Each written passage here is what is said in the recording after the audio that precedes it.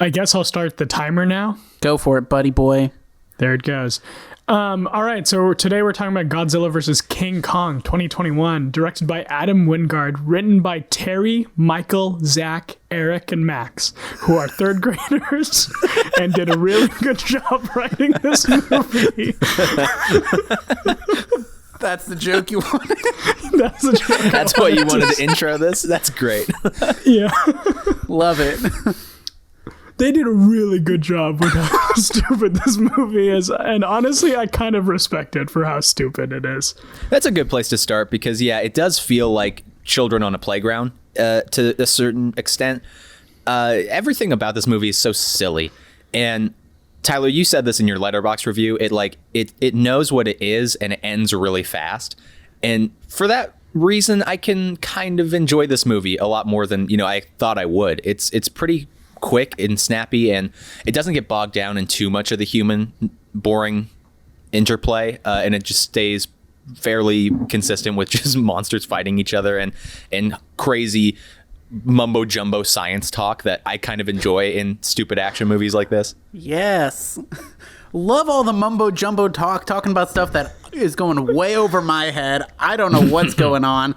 But, it's a fun time. It's exactly what you think. Maybe fun time's a strong word to actually use for it now that I think about it. But, you're getting exactly what you think you're going to get. You got this thick, pudgy Godzilla. You got this gargantuan King Kong. I still can't get over how pudgy Godzilla was. It's a good time for all. Again, good time, strong word, but...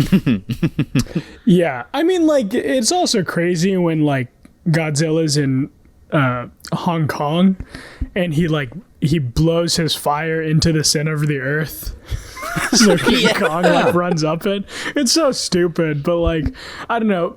I think my biggest problem with this movie though is the human characters for sure. Mm-hmm. And they assembled literally the best trio ever. I mean, I really like these actors, but they do a fine job with what they're given, but they're not given much. Brian Tyree Henry, great in Atlanta. Amazing. Yeah. Love Millie him. Bobby Brown, great in Stranger Things 1 and 2. Yeah, she's which great. are the only ones I've seen. Julian Dennison is great in Deadpool 2 and Hunt for the Wilder People, which is a very underrated movie. But awesome. My problem is I just want to watch other movies that they're in, and I don't want to watch this movie because it's they're just again, there's a Godzilla people subplot, and then there's a King Kong people subplot, and neither of them ever interact with each other, which is super weird. And overall, it just didn't really work as a movie, is what we always say on these 10-minute podcasts. Yeah. Speaking of Brian Tyree Henry, though, can we talk about his podcast for a second? Because as professional podcasters ourselves, this is a pro podcast. Pro podcast. But this kind of blew my mind. He, on the very first podcast of his that we're listening to, he says, "Hey everybody, I work at Apex and I've been here for years embedding myself in the company." How has he not been caught yet? He's just blows the whole cover right off the top. Yeah. Obviously he's not saying his name or anything, but how hard would it be to find that out? Does Apex not have any podcast listeners? If so, that's a market that we should try to tap into. I think so. I think we definitely need to revamp our podcast to market towards the Apex employee. Yeah, but I thought Brian Tyree Henry was he was in a different movie, I think, an even sillier movie, but a movie that I was having fun watching. His first scenes, him being don't eat that apple, GMOs. Yeah. And then I thought it was trying to distract him or something, but it kind of wasn't. And then he eats the apple anyways. Very, very odd character to have, especially it's just funny that they wrote a conspiracy theorist to be the main character of this movie. And also, is the main character of this movie? Who is the protagonist here? In some ways, the audience. Oh, yeah, because we're watching the fight happening. I would say King Kong's the main character, though. Yeah, that little deaf girl or that little mute girl, is she the audience? Or the main character? I'm having a stroke. Yeah, I would say she's the main character too. I think she's kind of cool. Yeah, I think it was a smart decision to make King Kong the good guy, so to speak, and then to make Godzilla the bad guy, because I think that there's more built up empathy throughout history, the history of King Kong films towards the King Kong character than there is Godzilla. So, but also the way that they start this movie is like, it's a hilarious cliche to start a movie with your character waking up and like taking a shower and stuff. And they do that with King Kong and he like scratches his butt. And I'm like, okay, this is the kind of movie we're in for. And it lets you know right off the bat. Yeah, totally. Right from the start. And like, I think Adam Wingard, the director of this movie, did a pretty good job. I think that this movie is like, okay, it's fun. It's kind of disposable and a little trashy and a little, silly, but I thought it was visually sort of interesting. Like most movies where there's a bunch of buildings being destroyed and like, I keep making fun of Age of Ultron when they lift a city and drop it down. Like those movies are like gray and very drab, but this movie was very bright. There was a lot of neon colors. There was, it sort of bended the laws of physics from time to time, which I didn't care about that much because like it's a giant lizard and a giant monkey fighting each other. So like, but yeah, I thought like it was fairly visually interesting and kept me engaged. I think that's one of the bigger things that I take away from this is that his direction kept me watching the movie. I didn't check my emails at any point.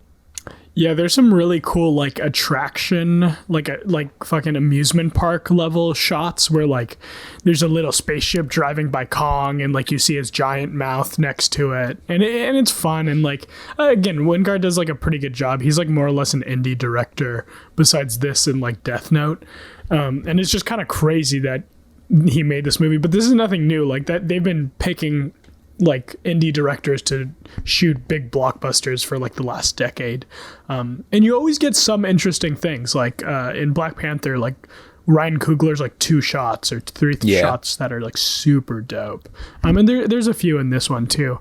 I also like the part where Godzilla blows his like fire breath into Kong's axe and then he kills Mechagodzilla.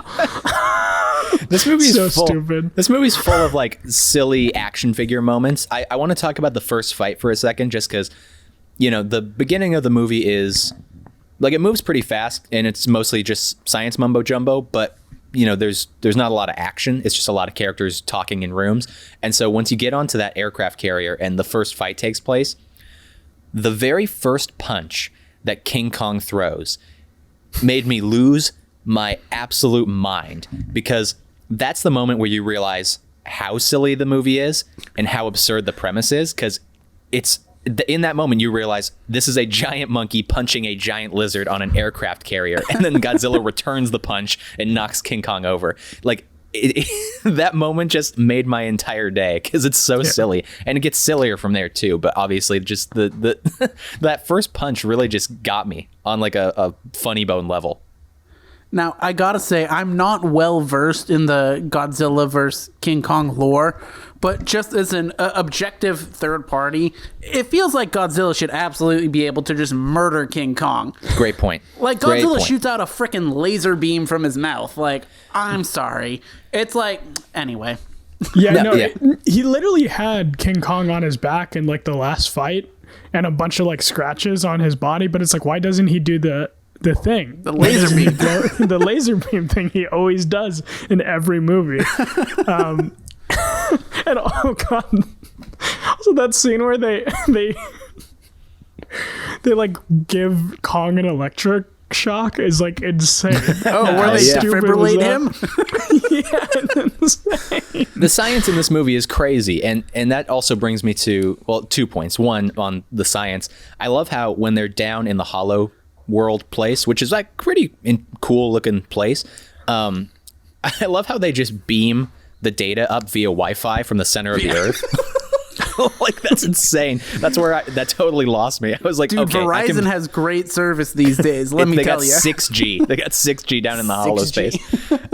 Yeah, and that also brings me to this point that I just wanted to talk about briefly, and the idea of money in action movies and sci-fi movies, because like, how much money would Damian Bashir's basically Mexican Jeff Bezos character have to have in order to like make Mechagodzilla and to have all of these facilities around the world? Like, he creates some space-time continuum traveling ships that go into the center of the earth. He creates Mechagodzilla. He has all these facilities. how much money does that guy have? Like he's got to have more than anyone in the entire world. It's just absolutely and crazy. That's time. This has been the Nothing Notable podcast. This has been a review of Godzilla vs. Kong. Tell us what you think below. Like, subscribe, and all that stuff. And do you think Terry, Michael, Zach, Eric, and Max did a good job writing this big boy script? I've been Tyler. I've I've been Daniel. Jack, and I've been Jack. We'll see you next time. So where does this rank on your guys' Bong Joon-ho power rankings?